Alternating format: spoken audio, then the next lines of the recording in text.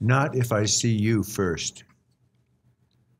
My eyes and ears, you give notice that light is moon-colored this evening. The wet wind has stopped, and clouds are no object. You tell me, look up and listen for more specific directions, as if we could fly to where your observations originate. What you describe makes a second sight more intense and more lasting than my own impressions. Reality tells me you're what I can trust. You make time for the senses to take, unrehearsed. One day I'll wake up and get a taste of unmediated experience, a sunrise that signifies undiscussed, but only if I don't see you first. That's a poem from Brad Buchanan's book, The Miracle Shirker, from 2005. I'm Bob Stanley, and I'm here with Brad Buchanan for the November edition of Coffee and Poets here at Twin Lotus Thai Restaurant in Sacramento. Welcome, Brad. Thanks, Bob. You ever heard that poem read to you before? No, I have not. I definitely like your rendition of it, and it takes me back quite a long way in time and space. And you've been writing, you have 3 books since then. But The Miracle Shirker was your first book of poems? Yes, it was, yeah. And I think for a while you referred to me as the old Miracle Shirker, Brad Buchanan, which is fair enough. Well, you're still young. So Brad is Professor Emeritus from Sacramento State, CSU Sacramento.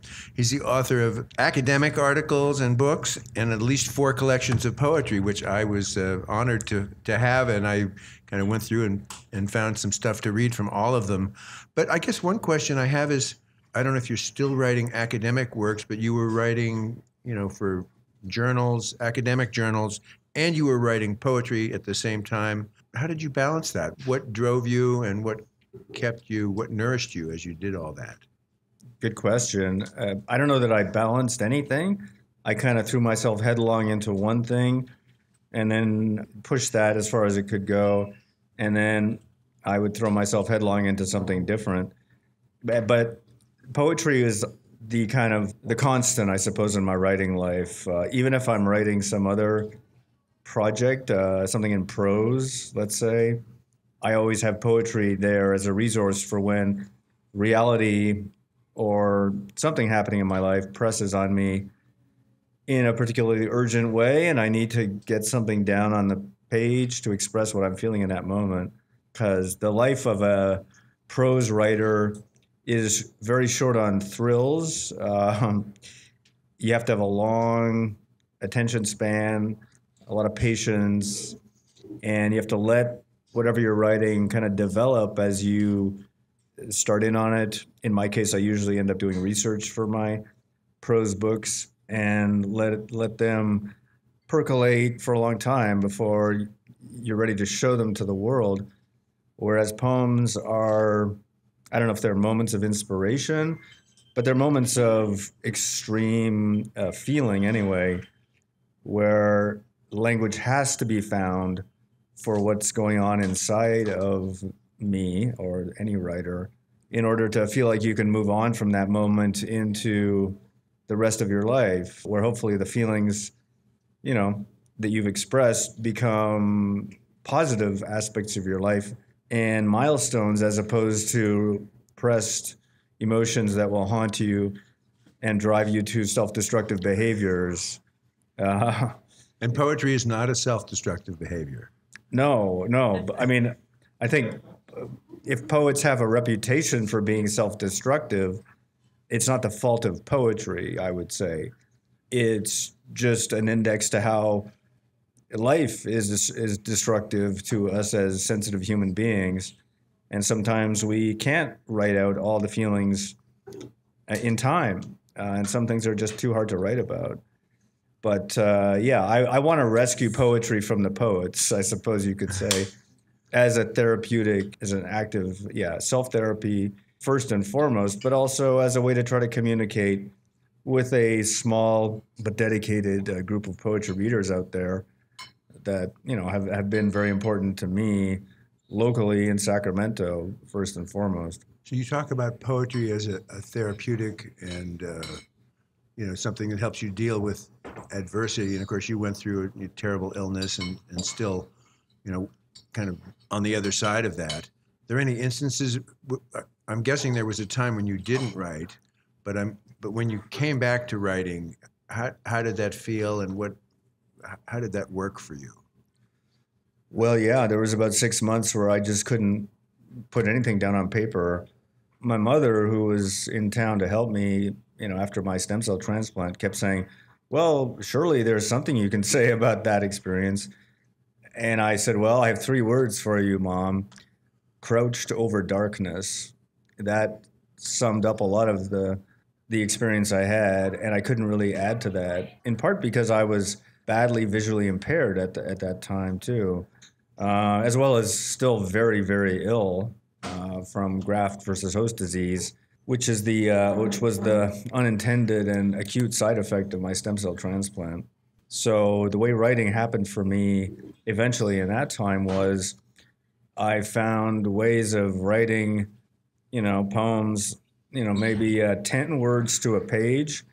I wrote in huge printed letters that I would then hand to a college student who I paid $20 an hour to be my secretary, and then she would transcribe them onto my computer, and eventually I'd have something I could send out submission. But at that point, I was writing about my blindness more than anything else, since that was I'd been sick before. I no longer had cancer. I had another disease that I was having trouble even finding words to describe, graft versus host disease, which is a very paradoxical genetic alteration in the self. Eventually, I did manage to write about that. But in the moment, what was most interesting to me was life as a blind person and walking around Sacramento with a white cane, just having the experiences that you have when you're walking around somewhere looking different than other people. And those poems were supposed to come out in a chapbook years ago, but the press has, not a local press, I'm happy to say, a press in Texas has failed to deliver on its promise. But yeah, those are the poems I wrote at first, once I had recovered my wits sufficiently to start writing poetry again. I know you memorize a lot of poems. Do you have any of them that committed to memory? No, I do not. One starts, a blind man knows what his pockets hold, like the back of his hand, etc. There was another about walking around Sacramento and hearing people commenting on my cane as if I were, one of them said, oh, I thought you were walking an invisible dog. I'm like, what? And then we had a long conversation where he said, well, that was a fad in New York at some point in the 70s. I'm like, okay, well, I have this fad called being blind that I'm really into these days. So I have this white cane that helps me navigate. But hey, you do you, buddy. Other people, they thought I had some kind of antenna on the end that I was sending signal. Well, these people were drunk, but whatever. Asking, dude, are you blind? Dude, are you blind? And then I had a bit of tape at the end of my cane that some people thought was just genius. They thought I should patent that and make millions of dollars. Again, drunks who were sort of following me around out of curiosity as I tried to go about my business as a blind person in Sacramento. So given a bit of time, I suppose I could call those up on my phone, but no, those I haven't managed to memorize those because they, in a way, they sort of belong to that very brief period in my life where blindness was the only thing I could write about. And I'm not sure they're my best work. I know they're certainly not the best poems ever written about blindness. That's for sure. So that line, "Crouching over darkness," it's almost like a 3-word book right there. That's what happened from that 6-month period. That's all I could say about it at that time. Yeah, but the poems in Chimera really dig back into that period and retell the story of my stem cell transplant in pretty gory detail. For some, I suppose, it makes for strong meat. But for me, it was really important to reprocess what had happened to me and why I was still so very ill, despite having been, quote unquote, cured of cancer. I mean, and that cure was only temporary too, because I soon learned I had a second form of blood cancer that was a consequence of my immune suppressed condition after the stem cell transplant itself. So I knew I wasn't done with cancer by any means. But anyway, I wanted, the reason why the book is entitled Chimera is because I am genetically considered to be what the medical establishment in its wonderful metaphorical wisdom has decided is a genetic chimera, someone with 2 different types of DNA. Why they chose that mythical creature to describe someone in my condition, I don't know, but it was certainly a rich enough image to try to conjure with and to write about and to claim. And these days, I'm no longer Brad the Miracle Shirker. I'm Brad the Chimera. I stopped shirking the miracles, and the stem cell transplant is itself kind of a medical miracle that I finally had to come to grips with. Although, as one of the poems in Chimera says, the rituals of those who find they are miracles are difficult, painful rituals that involve a lot of guilt and regret as well. Do you have any poems from Chimera that you'd be willing to recite?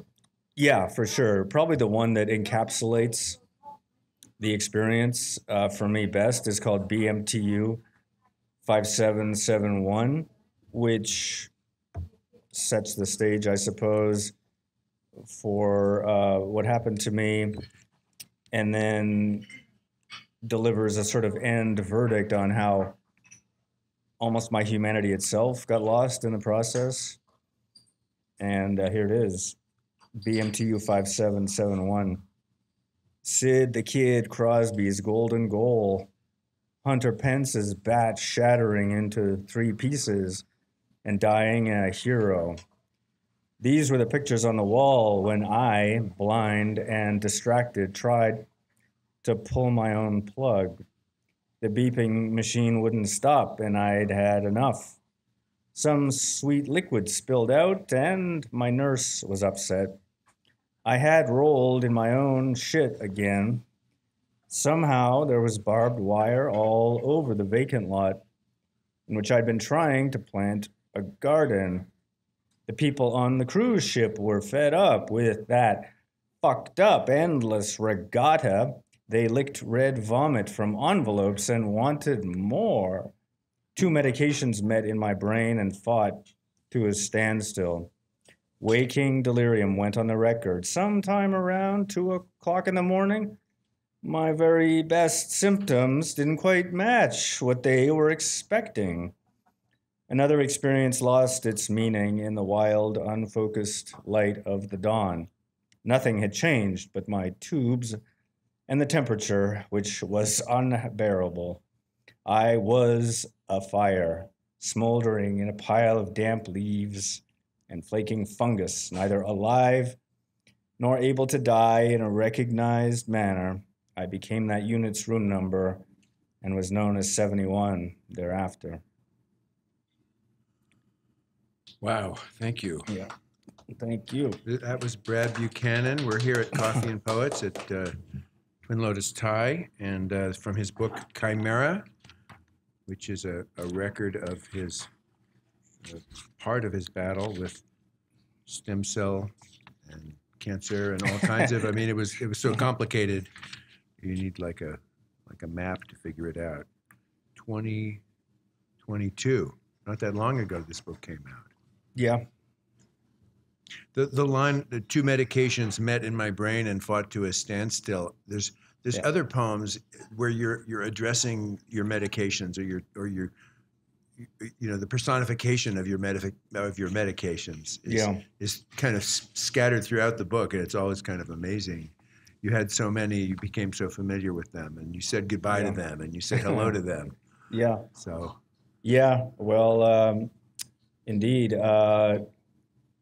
The two in question were mirtazapine, which is an antidepressant that I still take, and Ativan, which was supposed to be a sleep medication. But for some reason in my metabolism, they did not coexist well. For some people, that mixture would have been fine. For me, it was a recipe for recurrent nightmares and ultimately a kind of almost schizoid episode around 2 o'clock in the morning when I summoned a nurse and I said, I want you to tell the doctors, like, I am having what feels like a psychic breakdown. I need to get off one of these medications and I don't know which one. And finally, they took me off the Ativan and increased my Remeron dose, and those nightmares went away. Thank goodness. But it took at least a week, or it felt like a week anyway, of these awful recurring nightmares before, they figured out what to do with me.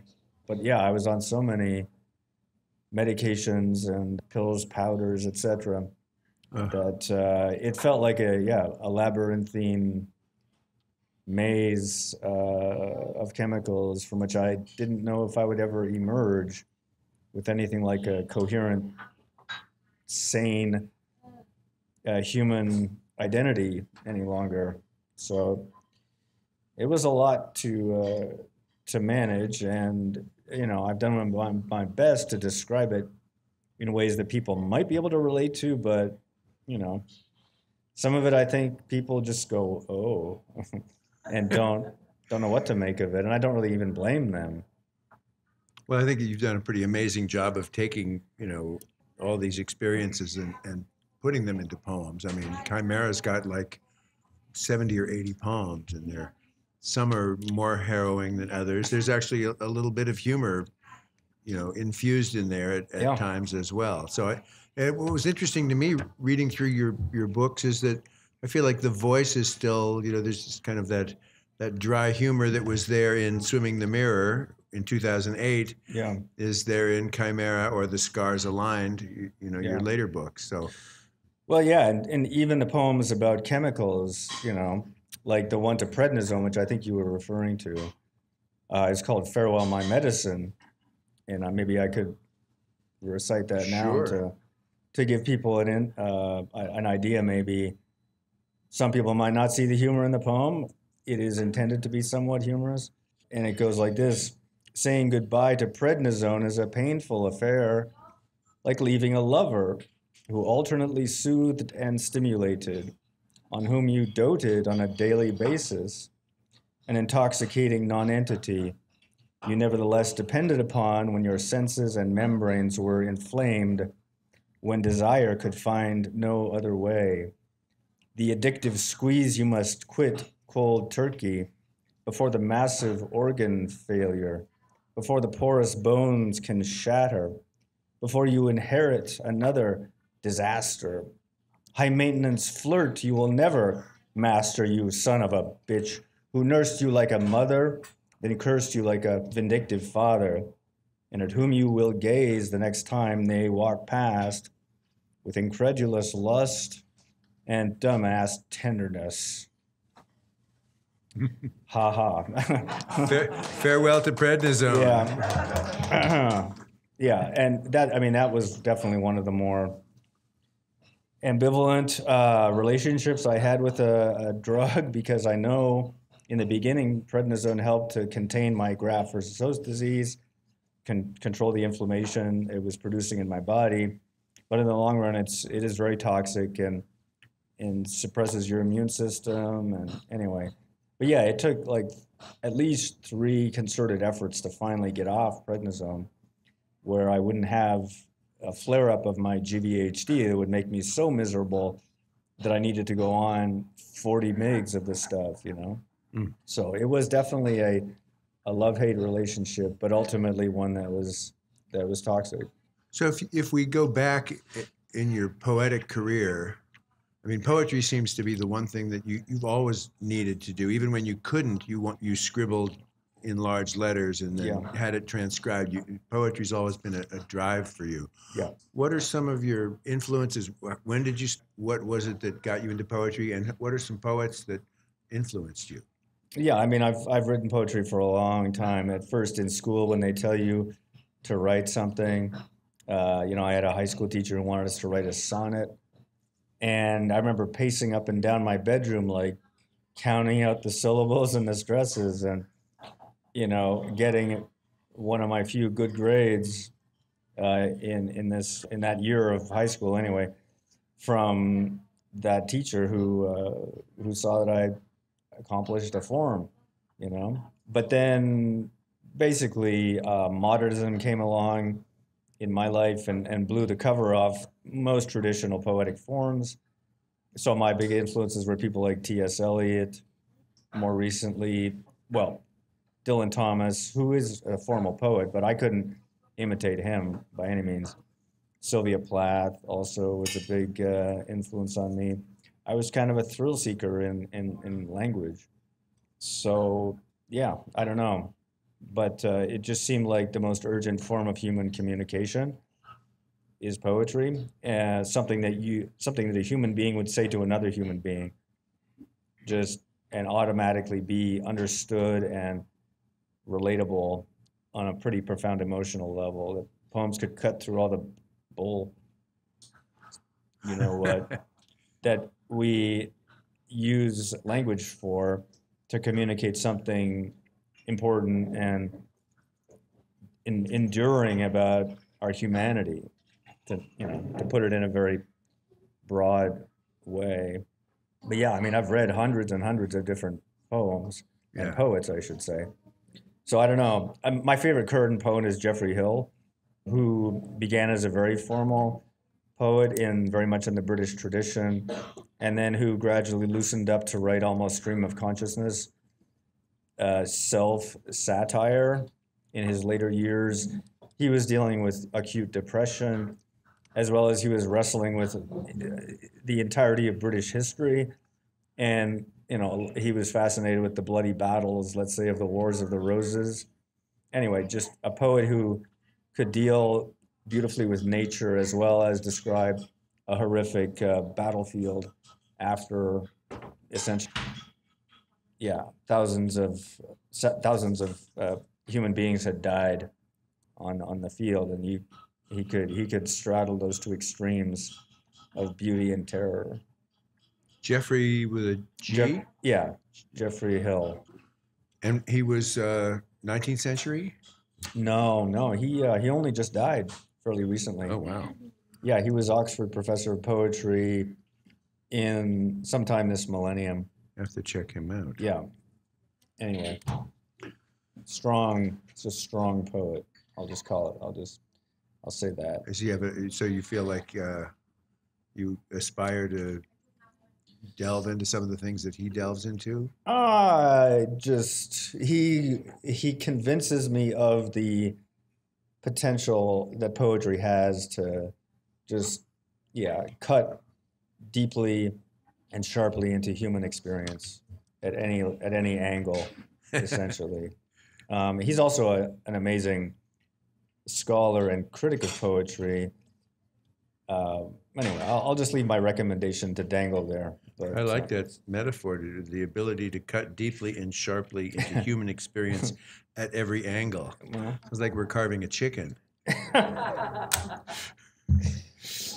And now you're Professor Emeritus, so you're not teaching at the college. You don't have to deal with the 20-year-olds who don't care about James Joyce, but you're facilitating Amherst-style workshops, and you're helping people tell their own stories. And how do you like that? How do you find that process? I find it rewarding, actually, because I think there's a real need for people I think everyone everyone who can read and write has the potential to engage in writing in a therapeutic way to cope with whatever's going on in their lives. And I've tried to focus my outreach on people who have experienced similar things to me.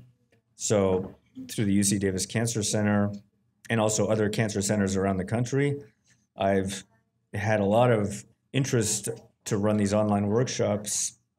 I'm trying to reach the patients at the cancer centers, but that turns out to be logistically almost impossible and very, very frustrating if that's your sole aim.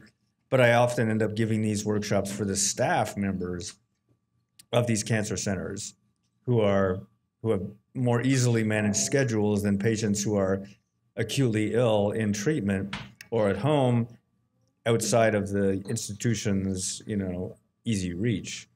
So yeah, I've ended up doing a lot of writing workshops for staffs at cancer centers. I did a couple through the Leukemia and Lymphoma Society where we did 4-week online writing workshops. I think it was really important for the people involved. The thing about the Amherst Writers and Artists workshopping method is we only offer positive feedback.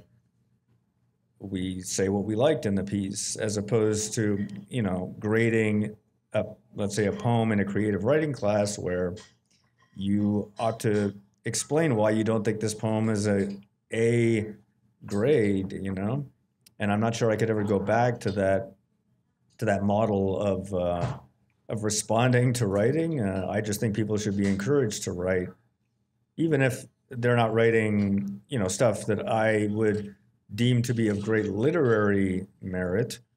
In fact, I've sort of decided that the whole question of literary merit is kind of unimportant, that what matters is what matters in writing is whether the writer is engaging with the important emotional tasks that life has imposed on them, healing from trauma, let's say, or just coping with everyday challenges and frustrations on whatever level they choose to cope with them.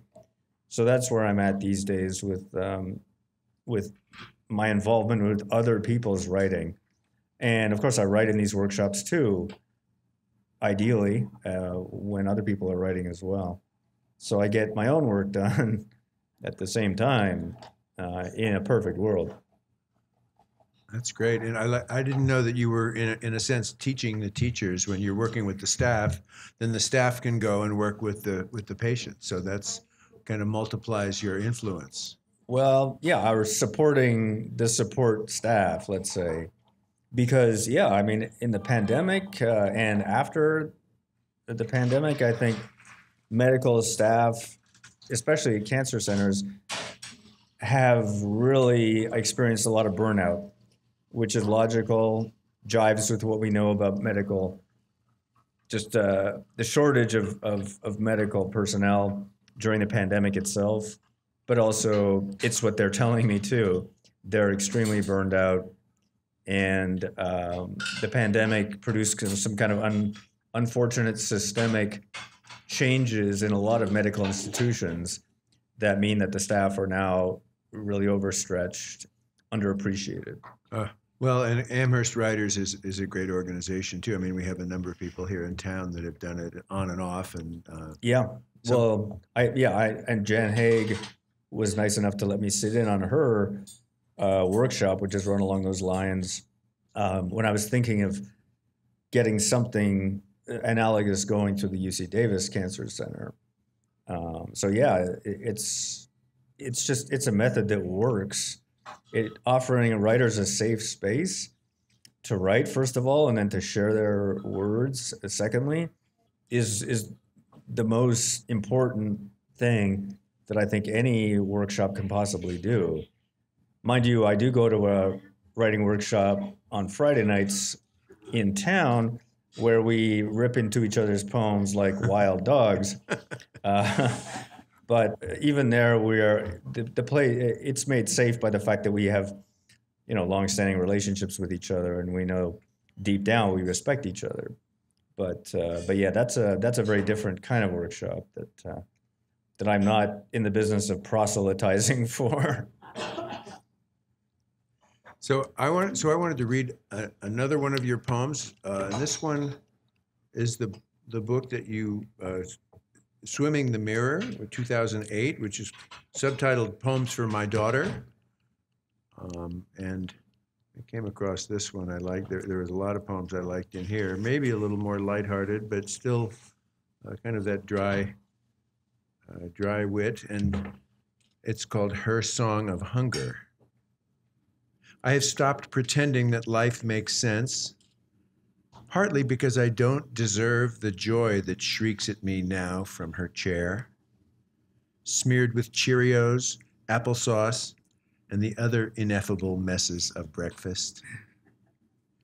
The scream is high-pitched, intolerable, and necessary. The child who makes it is well-fed and happy, and yet she yells because even a beautiful world needs a shrill, discordant note. It's the newness that brings each day to light, whether we're ready for it or not. And we aren't. Though we won't remember why when it's dark again and our ears are still ringing like holiday bells from her song of hunger. So you were, right, kind of dealing with the joys and the frustrations of having, little kids and Yeah. Well, I mean, that poem is really hitting me now because Nora, the baby whose song of hunger is being described in that poem, is now an English major in college where she is studying poetry and writing her own poetry. So the apple didn't fall too far from the tree. And yeah, I don't know, that book to me is just, it's pure happiness. that's good. So whatever's happening in your life, you're chronicling it in your poems. I mean, it was happiness that was at times almost shocking in its urgency, right? The baby needs to be fed. It's my morning to feed the baby, so I got to go in there and cope with the screaming that's going on. But it was a happy form of coping that, having written so many poems about coping with difficult, painful, life-threatening situations, the life-affirming enterprise of being a parent. Now, I mean, it seems more important than ever to me that I wrote those poems, even though at the time, self-publishing a book about the joys of being a parent seemed like kind of a bad professional move. But I'm very happy that I did so in a way so that my later poems about my children and so forth have kind of a grounding in my feeling of delight and joy that they were happy, healthy kids and remain so, really. Yeah, because fatherhood was by far the most transformative experience of my life before cancer came a calling. Actually, being a parent was the thing that motivated me most to survive, frankly, because I knew my kids still needed me to be their dad, even when survival was kind of a painful, somewhat unattractive proposition. I would have done anything I could possibly do just to get out of there and one or two pieces, as long as the pieces were alive, to somehow crawl back into the role of a father, which I kind of did almost literally, crawl back to resume that role. So they were my biggest reason for continuing to fight, if that's the word you want to use, all these various illnesses. So thank you for reading that. Yeah. Well, it's exciting that Nora is writing poetry and an English major. We need English majors, and And I'm sure Nora's going to be a good one. So, Yeah, she's extremely happy to be doing what she's doing right now. She might have chosen a more practical major, but I'm not going to complain. so, so to close, what are you working on? What new projects or what new directions are you interested in going with your art, with your poetry or your teaching, or what are you aiming for?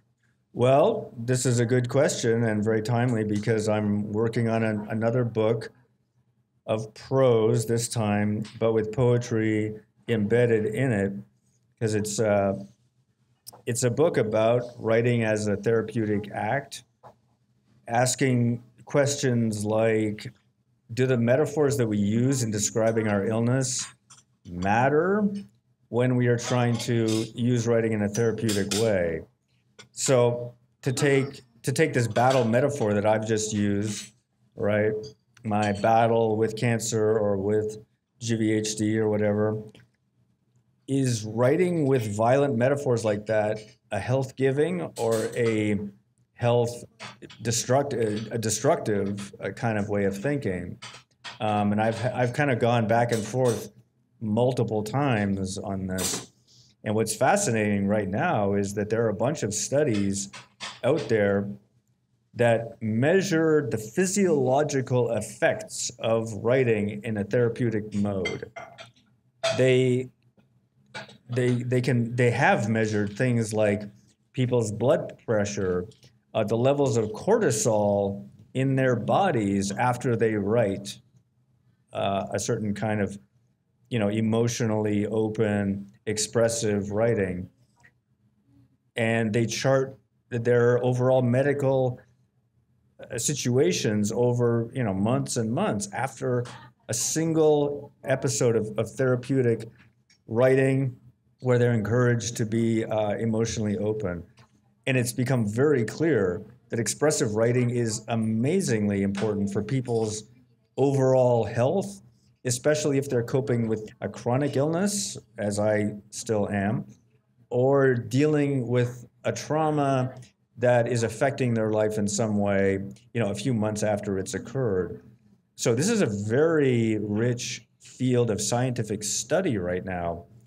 And the evidence seems to be that writing using these military metaphors, right? I won my battle against cancer, or in the case of my mother, she lost her battle with cancer. That's a double-edged enterprise, right? Because on the one hand, those metaphors kind of activate the sympathetic nervous system, the fight or flight reflex, where you have to basically, you're fighting for your life, essentially. Is it healthy to tap into that after the fact? Or is it better to say, no, once I've survived, that initial moment where I did need to kind of put on the cancer warrior hat to go in to get my treatments, because basically I was chicken and super squeamish and didn't like the sight of a needle, let alone the idea that they were going to plant a catheter in my chest to pump a bunch of chemo in that was going to damage my body and then get more radiation and so on and so forth. It all sounded horrible. So I had to be like soldier-like to go in and just take all those punches. But after the fact, I've kind of become allergic to that discourse to some extent. I use the fight metaphor in quotation marks because I think in the long term, it's much better to disconnect from those fight or flight reflexes and to think of your medical history as not a war, but a quest, let's say. The journey metaphor is also, I would say more, it's a healthier metaphor than the battle, the war metaphor for me as I see things. But I love the idea of a quest because a quest is something where you have to be active. You're seeking something, and at the end, you found it, and you are transformed by what you have found at the end of your quest. So it's not just a journey where you're like lugging some massive burden around wherever the hell you're going with no particular object except arriving at a destination. So But again, there's a lot of, hard science that I'm having to juggle as I express my own feelings on the subject and recognize very fully that I absolutely needed those battle metaphors at certain times in my life as a patient. So this book is, I hope, going to be kind of a summary of a review of the literature, right? Here's what the scientists have said, and then here's what whatever the philosophers, the other memoirists, the people who have written extensively on this topic have shared, and then here's my experience and what I wrote and what I felt and what I did at every stage of this long, weird quest that I've been on to arrive here at Twin Lotus Thai, talking to Bob Stanley about all of it, bringing it right up to date in this moment where I'm still writing about my illness as it unfolds, and I'm still trying to make sense of it all. So I would say that project will take a few years to flesh out, at the very least. Well, it's interesting that it's kind of a combination of your academic and your literary pursuits, and it kind of brings the poetry with the science. So that's exciting. Yeah, and I'm having to do a lot of research on it for sure, and I'm activating some of the analytical faculty, I suppose I pretended to have when I was a professor and writing books on Shakespeare or Joyce or whoever. But also tapping into my, the core of my writing self, which is really poetry. And I hope I don't betray the poetry by overanalyzing it or oversimplifying it to view it in this context. But to me, this is a way of making sense of it all that I hope will help other people who are coping with something similar in their experience. It's also using the wisdom, I suppose, if I can say I've garnered any wisdom, or just the experiential lessons I've learned through doing the online writing workshops, that the importance of those workshops is finding a safe space to write and a community in which you can share those words, who will be supportive to you and who will listen and be your audience and accept you as one of them. Because I think that's the final phase of the writing as therapy process, right? It's not just writing on your own, but then telling your story or sharing your words with people who will respond in a supportive manner and accept you as one of them because they too are doing something similar. And that really closes the loop on the whole experience, and I think maximizes the healing potential of writing.